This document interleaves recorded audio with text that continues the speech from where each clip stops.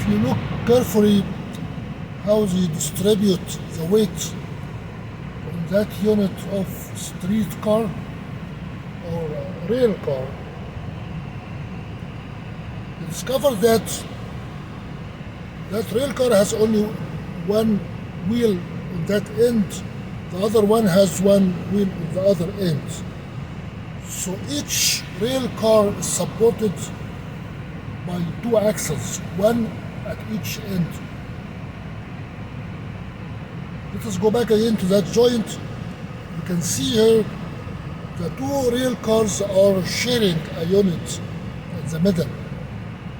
Not be separated at this joint, because if you look at the bottom, the two axles are connected by chassis of their own. If you look at the other side, the same situation here.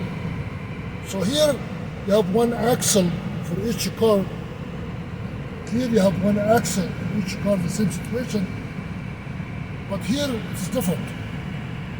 Here you have two axles at the end of one car and two axles at the other car. And the other car is different also in the design. Let us go back again to see how are they trying to save money by reducing the number of axles, or it is just another engineering convenience. You can tell cars here can be separated. These two rail cars cannot be separated. This cannot be separated. Another way, you have three units here. Three units, that's one, that's two, that's three, are connected almost permanently. Each one of those will carry 125 tons. The 53 is the length of the container, 53 feet long. If you look at the top, you are going to have numbers 53, 48, 45, 40, and the 10. The 10 is in the bottom of the 40, which means in this rail car you can fit two containers 20 each, 20 foot length each, or one container 40 feet long each, or one container 45 feet each, or 48 or 53. That is the meaning of this number. And the weight maximum here is 125. The axles, each rail car from this combination, from this configuration, is supported by one axle at each end. Try to remember how big that wheel is. We are going to go around and see the difference between the wheels. Are the wheels different in the material, how thick they are, how heavy they are? I don't know. You have to let us drive close, see the difference.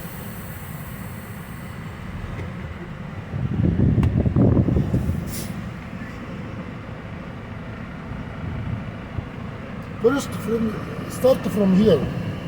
This is the shared joint, which means two axles connected together in one chassis, and the cars are jointed in the bottom, right here. Jointed, so these are permanent junction, but they cannot be separated. Here is different. Here is the two axles are here, and it seems like there is an arm inside that telescopes inside this car that can shift that unit. I'm not sure I'm right or wrong, but here is the linkage. This is not a permanent linkage. It can be separated here. This is the part that is bothering me, that looks strange. Strange in terms of it is a terminal part, it is not between the two cars at the end of three units. Are these different? Let us go here. Here are two axles, and here are two axles, the other cars. You drive Next, this one, you have the same story here.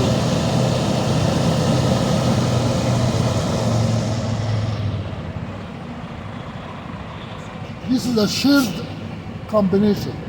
Two axles connected by one chassis, and there is no temporary linkage in the middle. Another way, this rail car have a pivot in the middle, and this one has a pivot in the middle, and they are sharing the same two axles are connected. This cannot be separated during maneuver.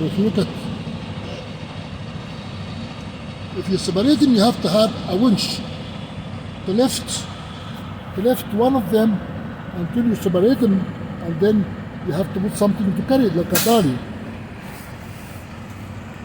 This combination of wheels looks perfectly like a dolly of a truck.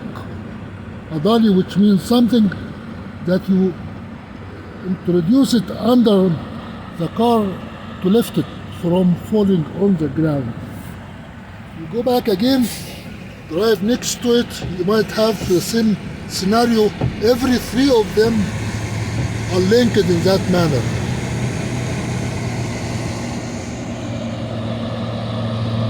Here you have the same scenario.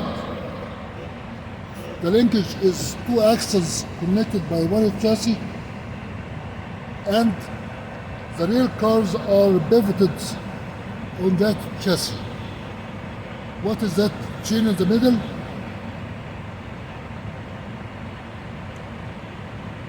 I don't really know. And there is a glad handle, and there is an airline, a single airline with two glad handles on each side. So the separation here requires a winch. But if you look at the bottom, if you move this one away, you have to lift it first before it's going to fall on the ground, because that axle is connected between the two. Let us drive to the next. Here is the story is repeated. So it seems like every two rail cars, this is the end of this one, has its own axles, and then here is a temporary linkage between the two, and it has only one air line, and it has a handle that you can separate and lock it, and it has in the top it has a manual brake, hand brake here, and a manual hand brake here in case that you have air failure. This is an obsolete thing. You have to turn it to engage the brake shoes on the wheels. But the interesting thing here you have two axles here and two axles here. So this can be separated.